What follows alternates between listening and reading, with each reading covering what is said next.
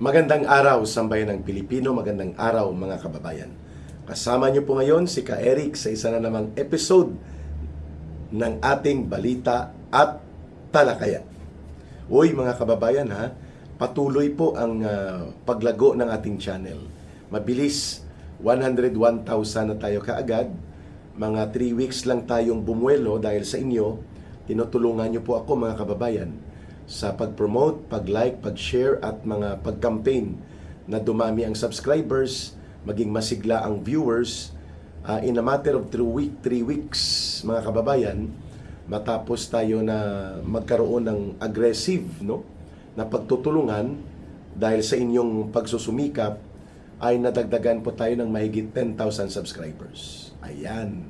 In 3 weeks. So kung magtuloy-tuloy siya, hindi po malayo na maaabot natin ang next 50,000 siguro sa loob ng 6 na buwan.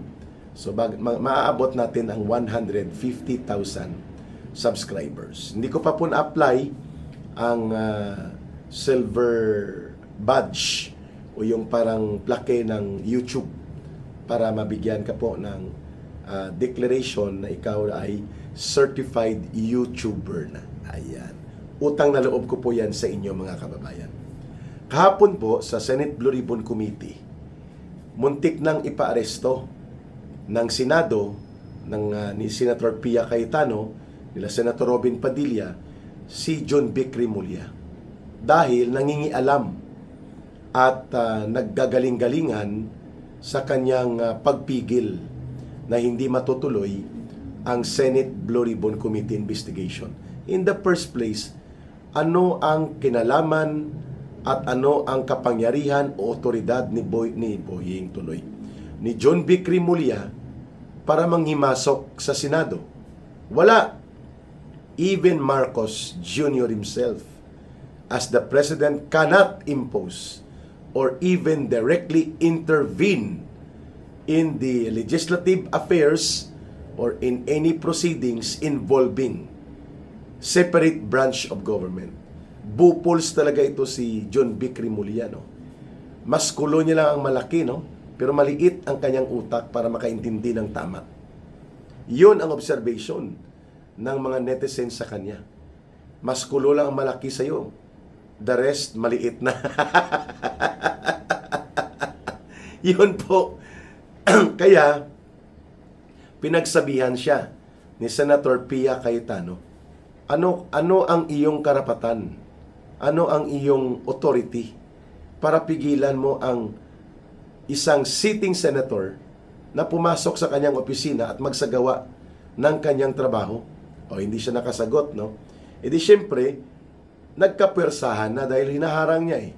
Ang purpose niya, siguro, i-question niya bakit magkakaroon ng Senate Blue Ribbon Committee at bakit nandun ang 18 mga former soldiers. O, di ba? Wala siyang magagawa doon. Kahit magdala pa siya ng 10 batalyon ng pulis niya o bodyguard, hindi po pwede yun. Illegal at mali yun ang ginagawa ni John Vic Remulla. Kaya tama lang na siya ay itinulak na humawi at tumabi sa kanyang panghaharang. Kung ipinagpatuloy pa niya ang kanyang ginagawa, may posibilidad po na i-cite in contempt siya at pwede po siyang ipailalim sa direct arrest or even citizen's arrest. Dahil nilalabag ni John Vic Remulla ang batas. Under the revised penal code, hindi mo pwedeng pigilan o hindi mo pwedeng sagkaan ang activity at proceedings ng isang legislative function o komitiba ng isang duly constituted legislative body. Lalo na sa Senado. Hindi kasi nagbabasa. Sobrang sipsip. Makapagpapugi lang kay Marcos. Ayan, tuloy. Anong nangyari sa'yo? Napapahiya ka tuloy. At on Monday, titingnan natin, Monday ba or Tuesday, ang next schedule ng Senate Blue Ribbon Committee hearing na pinamumunuan ni Senator Pia Cayetano at kasama po si Senator Marcoleta, si Senator Robin Padilla, si Senator Amy Marcos, si Senator Alan Peter Cayetano. Tingnan natin kung haharangin ulit at maggimik-gimika na naman si John Vic Rimulya. Ayan.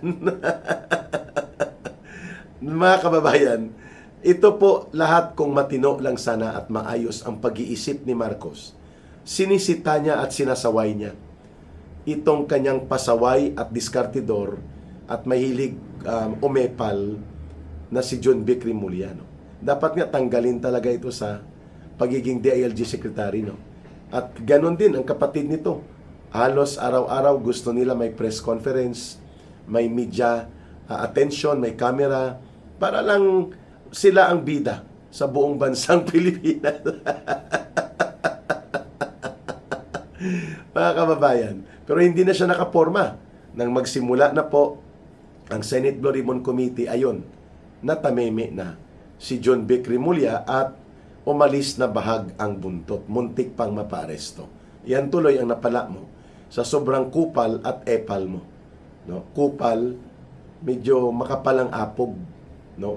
Walang kahihiyan na nararamdaman. Akala niya pagmamay-ari niya ang otoridad niya. At mas mataas siya sa batas at ang kanyang otoridad ay lagpas pa sa batas. Ang kupal yan ang tawag. Epal, mahilig magpasipsip, mahilig magbida-bidahan. Oh.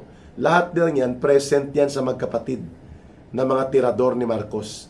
Ganyan din po ang pag-uugali at karakter na nakikita natin kay Boying Rimulya. Ang ombudsman that should have been na disqualified matagal na dahil mga maruruming maglaro sa politika ang magkakapatid na to eh. And they don't deserve to be given powers the way they are being pampered and exploited ang talent nila sa mga maruming political operations na ito. Pero supalpal. Ang isa pang nasupalpal din kahapon ay nang magpapel itong NBI director na si Matibag at nagbida-bidahan at ang sabi niya si Mike Defensor ang nagsuhol sa mga 18 Marines na ito ng tag 5 million pesos o mahigit pa. Oh. Para lamang mapag-usapan at maging kontrobersyal. Wala siyang ebidensya, laway lang ang kapital niya at diskarte sa media. Propaganda. O challenge siya ngayon ni Senator Alan Peter Cayetano. Sabi sa kanya ni Senator Alan Peter Cayetano, kung hindi ka marites dahil mahilig ka magpahayag ng mga bagay at mga pagbubunyag mo na wala ka namang ebidensya, panindigan mo yan. Kung ikaw ay sigurado sa impormasyon mo, pumunta ka dito sa Senado ngayon at mag-under oath ka. At sabihin mo yan sa harap ng komitiba, sa harap ng buong bansa, sa harap ng international media community na maaabot ng iyong pahayag o sa lahat na makakakuha ng impormasyon mo, panumpaan mo. Panindigan mo ng may bayag, hindi yung diskarte bulok. At kung hindi mo magagawa yan, sabi sa kanya ni Senator Alan Peter Cayetano, edi ikaw ay marites. Ano po ang marites? Mare, ito na ang chismis. Mare, ito na ang latest. Marites. Bago na pala ngayon ang moniker ni Matibag. Dati sabi niya, Matibag, di matitibag. Aba, mukhang matitibag ka na dyan, ha? Diba? At kung ako si Abalos, no, ang papasok na DOJ Secretary, palitan ko na to si Matibag. Bagahe at mga perwisyo ang idinudulot nito sa gobyerno ni Marcos. Pero mabuti na rin po yun. At mas lalo siya nagre-recruit ng mga mamamayan na mas magalit pa kay Marcos Jr. at manindigan laban sa kanilang kaabusuhan. O marites ka pala eh. Sabi ni Senator Alan Peter Cayetano dito kay Melvin Matibag. Ano po ang ipinapakita nitong dalawa? John Vic Rimulya, kupal-epal sa Senado kahapon, muntik ng aristuhin. Si Matibag, diskarte bulok sa media at papreskon at kung ano-anong kabulastugan, wala namang ebidensya. Ang pinagsasabi niya, tinawag siya tuloy na Marites. Ngayon lang po ako nakarinig ng NBI director na tinatawag na Marites.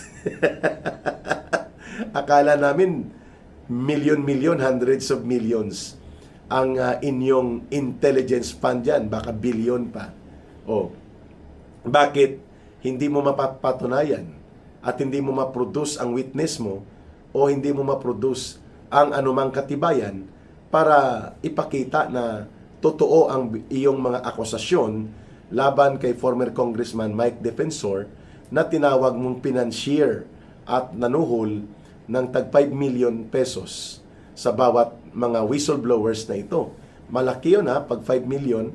So, 5 times 18 for 90 million pesos ang ginamit ni Mike Defensor. Kasi tag 5 million bawat isa. O 100 million pagpalagay natin. O sanang ebidensya mo nito. Sino ang nagbigay sa iyo at magpapatotoo ng kanilang salaysay tungkol dito? O hindi ka naman pala totoong matapang kasi hindi ka pumunta sa challenge sa iyo ni Senate President Alan Peter Cayetano na pumunta ka dito. Dito mo yan patunayan. Total, mahilig daw kayong pumunta ng Senado kahit hindi kayo iniimbitahan. At parang gusto mo mag-showing doon sa Senado. Na parang ikaw si Super Cup Matibag. Walang inaatrasan. Titibagin ang lahat. O ayun. Napagkamalan ka na tuloy na Marites, Director Matibag. Nakakahiya po yun because it means that you are irresponsible and unprofessional in your affairs and the conduct of your authority as head of supposedly a professional law enforcement agency of the country.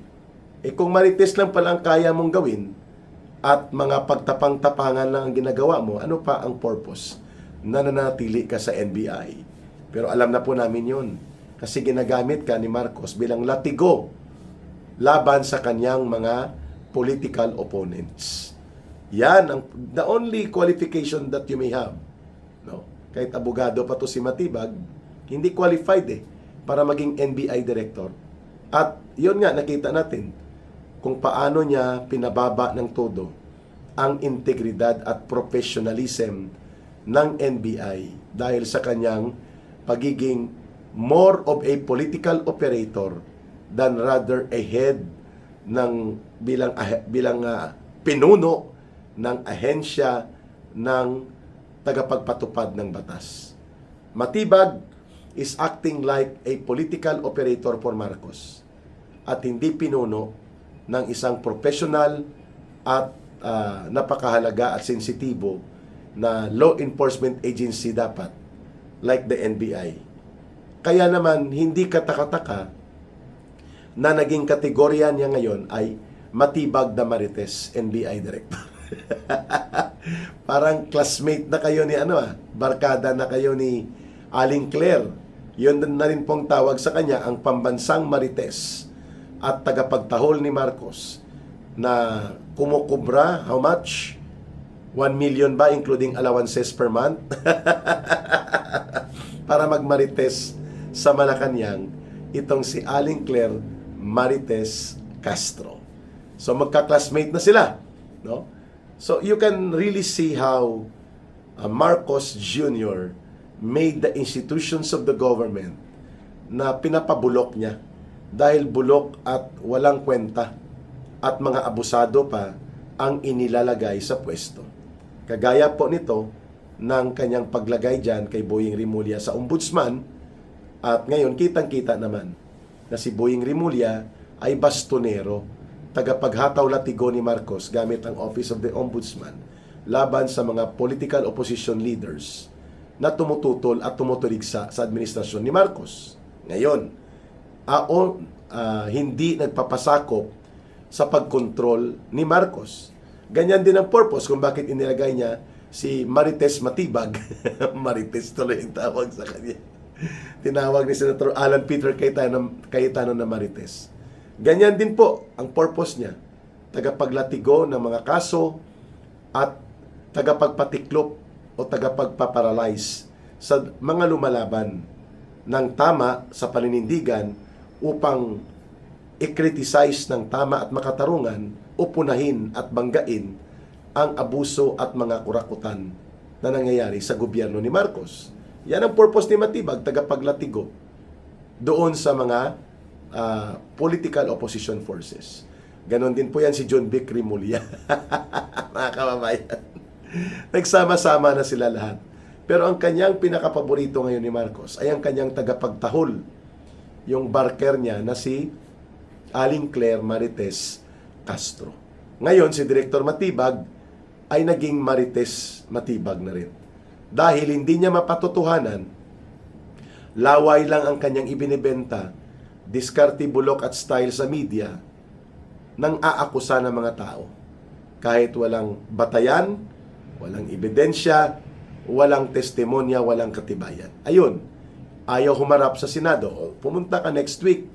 Pag magkaroon muli ng schedule, Milvin Matibag, sa Senate Blue Ribbon Committee, i-volunteer mo ang sarili mo doon at magdala ka ng ebidensya at katibayan, testigo at mga patotoo kung hindi marites ang sinasabi mo na si Congressman Mike Defensor ay nagbayad ng tag 5 million pesos sa bawat isa na mga former soldiers na whistleblowers na ito. Otherwise, mananatili na ang pamumuno mo ay nakabatay sa intriga, nakabatay sa malisyusong hakbang at karamihan pala katang-isip mo lang ang mga sinasabi mong impormasyon. Yan po ang implication kung hindi mo mapatutuhanan ang napakabigat na mga propaganda attack mo na upang i-discredit ang former soldiers na ito, gumagawa ka ng kwentong kutsero. Mga kwento sa barbershop lang naririnig at hindi sa bibig ng isang NBI director sana. Ayun. Mga kababayan, aabangan natin kasi si Erwin Tulfo ay atat na magsagawa ng kanyang sariling version ng Senate Blue Ribbon Committee investigation. Nakalimutan yata niya, wala silang 13. Kahit ano pang sabihin ni Franklin Drilon, ni Boy Tulog sa Senado, tumutulog yan eh. Madaling antokin dahil sobrang taba. Itong kababayan kong si Drilon, nung panahon niya naglalawayan sa Senado, no? Natutulog. Pag boring ang mga deliberations. Kahit anong sabihin pa ng mga aliporis ni Marcos, na mga legal opinion, ang mangingibabaw pa rin po ang katotohanan that the basic element of a legal definition ng quorum 23 lang daw dapat. Dahil wala si Bato, din wala si Jinggoy, 22 lang. Mali. Hindi pa po natatanggal sa Senado si Senator Bato de la Rosa at si Senator Jinggoy Estrada.